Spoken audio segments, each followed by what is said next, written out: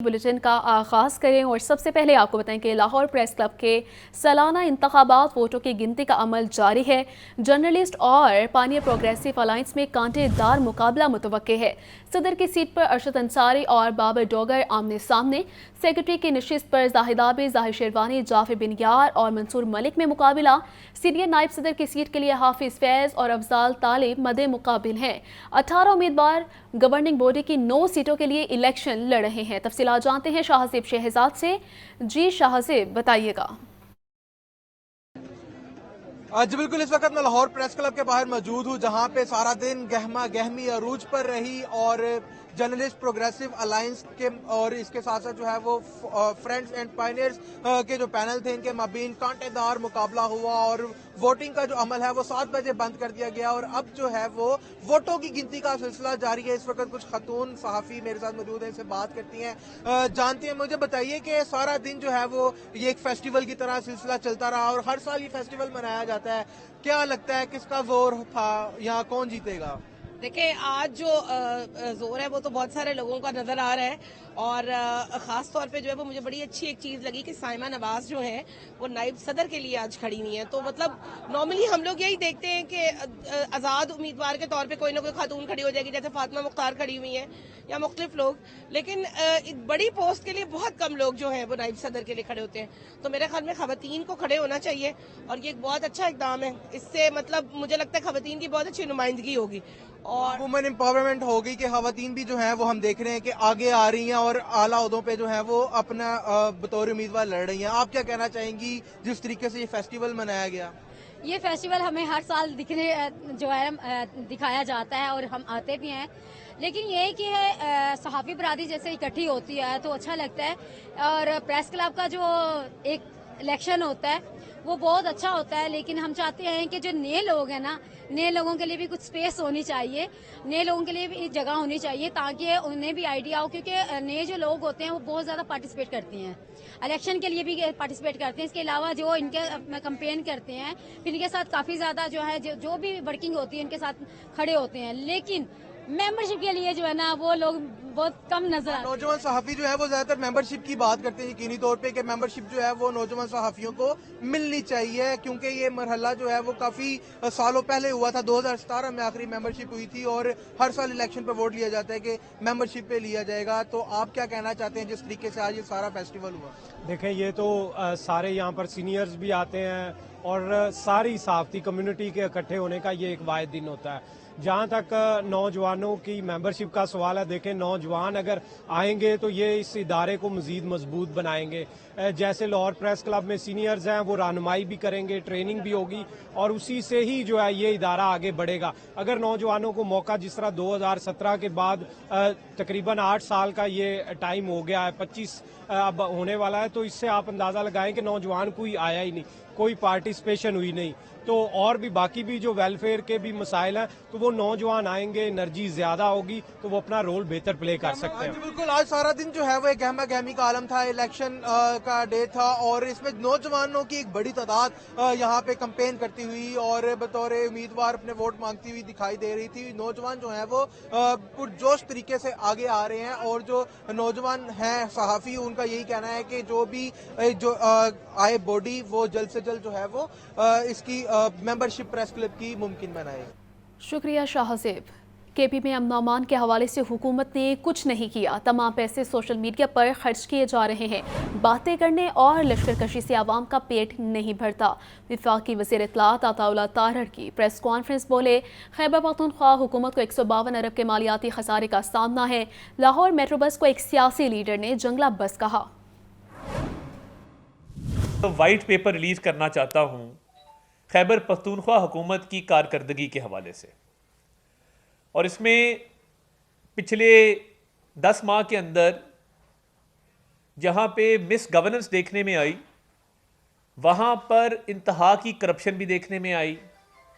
और देखिए, करप्शन के साथ साथ जो फाइनेंशियल इरेगुलरिटी होती है, यानी फज पेमेंट्स के हवाले से, यानी आपके बजट मिस कैलकुलेशंस के हवाले से, रूल्स के खिलाफ मिस अप्रोप्रिएशंस के हवाले से, तो आज जो वाइट पेपर का पहला जुज़्व है वो फाइनेंशियल करप्शन اور فائنینشیل کرپشن کے ساتھ ساتھ فائنینشیل ارریگولیرٹی ہے۔ ہم تعصب نہیں، کام کی سیاست پر یقین رکھتے ہیں۔ نوجوانوں کو یہی پیغام دینا چاہتا ہوں، سخت محنت کریں اور آگے بڑھتے رہیں۔ وفاقی وزیر پیٹرولیم اور توانائی مصدق ملک کا تقریب سے خطاب۔ میڈیکل کی پڑھائی کے دوران بہت خاک چھانی، فارمیسی کا شعبہ بہت اہمیت رکھتا ہے۔ ہمارے ملک میں 20 سے 25 بلین ڈالر کی انرجی جو ہے وہ امپورٹ ہوتی ہے، اور یہ بوجھ آپ لوگوں پہ، غریب لوگوں پہ پڑتا ہے۔ یہ جو روپیہ بھی ڈی ویلیویٹ ہوتا ہے وہ اس وجہ سے ہوتا ہے کہ ہماری امپورٹ جو ہے، جس میں بہت بڑا، سب سے بڑا جو وہ ایک ایریا ہے وہ انرجی ہے، وہ تیل ہے، پٹرول ہے، کروڈ ہے، گیس ہے، اور اس کی وجہ سے ہماری ایکسپورٹس اتنی نہیں ہیں، امپورٹس اس سے زیادہ ہیں، تو روپیہ ڈی ویلیویٹ ہو جاتا ہے، اور اس کا نقصان مہنگائی کی شکل میں آپ کو۔ عوام کی صحت اولین ترجیح، وسائل کی کمی نہیں ہونے دیں گے۔ وزیر اعلیٰ مریم نواز کہتی ہیں کہ سرکاری ہسپتالوں میں پرائیویٹ کلینک سے بہتر ماحول دیں گے۔ کہا ہر مریض کو مفت علاج اور ادویات ملنی چاہیے۔ 2024 کا سنہرا اختتام، ہیلتھ میں عوامی خدمت کے نئے ریکارڈ۔ وزیر اعلیٰ مریم نواز کے ہیلتھ پروجیکٹ مثال بن گئے۔ نواز شریف کینسر اسپتال، کارڈیالوجی انسٹیٹیوٹ سرگودا، کلینک آن ویل، فیلڈ اسپتال، children heart surgery card, medicine home delivery project شامل ہیں۔ پنجاب ایئر ایمبولینس سروس کا باقاعدہ آغاز کرنے والا پہلا صوبہ بن گیا۔ کلینک آن ویل اور فیلڈ اسپتال سے تقریباً 68 لاکھ افراد مستفید ہوئے۔ پنجاب بھر کے دیہی اور بنیادی مراکز صحت کی ری ویمپنگ کا میگا پروجیکٹ بھی شامل ہے۔ پنجاب میں 2800 سے زائد اسپتالوں کی ری ویمپنگ کا ریکارڈ۔ دور دراز کے دیہات میں فیلڈ اسپتال سے 9.5 لاکھ مریض مستفید ہوئے۔ کلینک آن ویل سے 67 لاکھ مریضوں کو فائدہ ہوا۔ لاہور میں پاکستان کا پہلا public sector Nawaz Sharif cancer اسپتال تکمیل کی طرف گامزن ہے۔ دل کے مریض بچوں کے لیے chief minister heart surgery program کے تحت مفت علاج اور آپریشن کا آغاز کیا گیا۔ حسن رضا، لاہور نیوز۔ وزیر اعلیٰ پنجاب مریم نواز کی ہدایت پر پنجاب میں صحت کے متعدد منصوبے شروع کیے گئے۔ ادویات مریض کی دہلیز پر پہنچانے سے لے کر نواز شریف کینسر ہسپتال کے سنگ بنیاد تک ہر شعبے پر دھیان دیا گیا۔ شوگر کے شکار بچوں کی پہلی بار رجسٹریشن، 2500 بنیادی مراکز سے صحت کی بحالی، کلینک آن ویلز جیسے منصوبوں میں محکمہ پرائمری ہیلتھ نے اہم کردار ادا کیا۔ سال 2024 میں کون کون سے پروگرام شروع کیے گئے، دیکھتے ہیں سجاد حسین کی یہ رپورٹ۔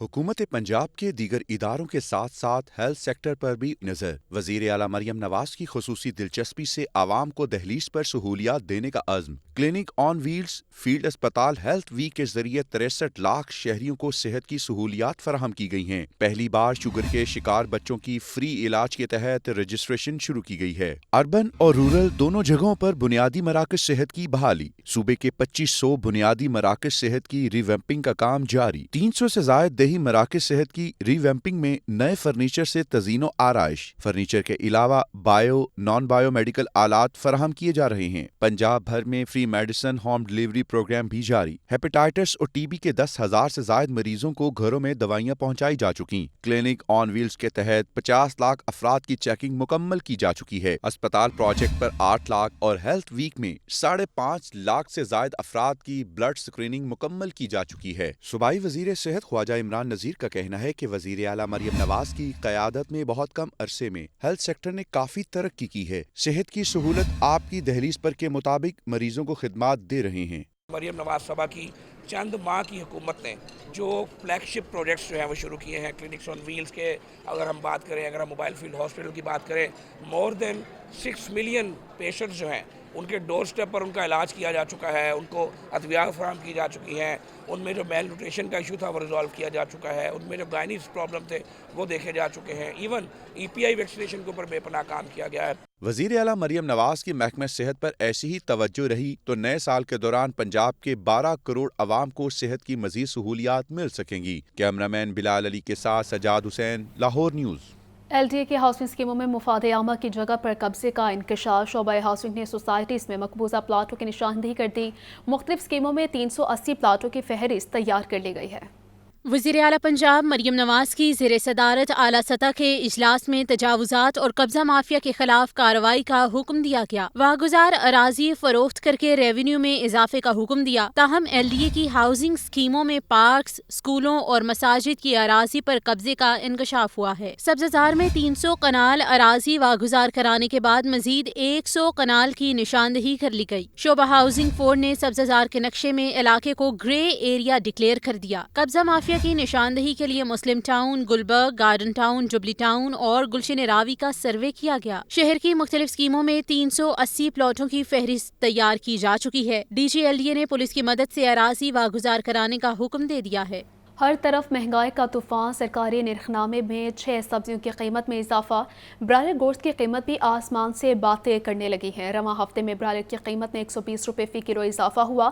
پریشان شہریوں نے ریلیف کی اپیل کی ہے۔ شہر میں مہنگائی کا نہ تھمنے والا طوفان، برائلر گوشت کی قیمت آسمان سے باتیں کرنے لگی۔ 4 روپے اضافے کے بعد برائلر کی قیمت 595 روپے فی کلو مقرر۔ رواں ہفتے میں برائلر کی قیمت میں مجموعی طور پر 120 روپے کا اضافہ ہوا۔ سبزیوں کی قیمتوں میں بھی ہوش ربا اضافہ۔ مارکیٹ کمیٹی نے نرخنامے میں 6 سبزیوں کی قیمتیں بڑھا دی۔ پیاز 160 روپے، ٹماٹر 250، لہسن 700 اور ادرک 450 روپے فی کلو تک جا پہنچا۔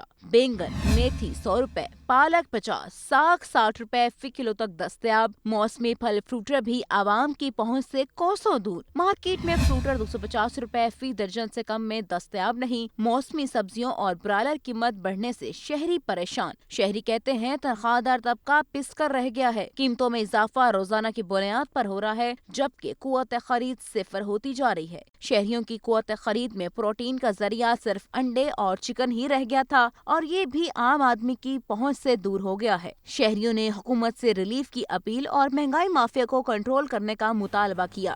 گراں فروشی اور ذخیرہ اندوزی کے خلاف کریک ڈاؤن تاحال چیلنج قرار۔ شہر میں مہنگائی کنٹرول کرنے کے لیے کوئی سرکاری پیمانہ کامیاب نہ ہو سکا۔ ضلع انتظامیہ شہری کو ریلیف دینے میں بری طرح ناکام ہو گئی ہے۔ شہر میں گراں فروشی اور ذخیرہ اندوزی کے خلاف بڑا کریک ڈاؤن انتظامیہ کے لیے تاحال چیلنج بنا ہوا ہے۔ 70 سے زائد میجسٹریٹس کی فوج بھی گراں فروشوں کا کچھ نہ بگاڑ سکی۔ رپورٹ کے مطابق گراں فروشی اور مہنگائی کی زد میں آ کر شہری ہیجانی کیفیت کا شکار ہیں۔ 70 سے زائد میجسٹریٹس کے لیے 1,48,000 اشیاء ضروریہ کی دکانوں کی چیکنگ ناممکن ہو چکی ہے۔ شہر میں 10,000 تندور، 400 میگا سٹورز کی نگرانی کے لیے مانیٹرنگ نہیں ہو رہی۔ بیشتر تندوروں پر 14 روپے کی سادہ روٹی 16 روپے میں فروخت ہو رہی ہے۔ بیف اور مٹن سرکاری نرخ سے 2 گنا زیادہ قیمت پر فروخت ہو رہے ہیں۔ گزشتہ 24 گھنٹے کے دوران 1,568 مقامات کی چیکنگ کی گئی، جبکہ 6 مقدمات کا اندراج کیا گیا۔ DC لاہور موسیٰ رضا کا کہنا ہے شہریوں کے لیے ریلیف فراہم کرنے کی کاوشیں جاری ہیں۔ کیمرہ ٹیم کے ہمراہ عمران اکبر، لاہور نیوز۔ حکومت نے سولر نیٹ میٹرنگ صارفین کو بوجھ قرار دے دیا ہے۔ نیٹ میٹرنگ صارفین کی وجہ سے سالانہ 125 ارب بوجھ بڑھ رہا ہے۔ ذرائع کے مطابق نیٹ میٹرنگ صارفین سے بجلی کی خریداری کے نرخ کو تبدیل کیا جائے گا۔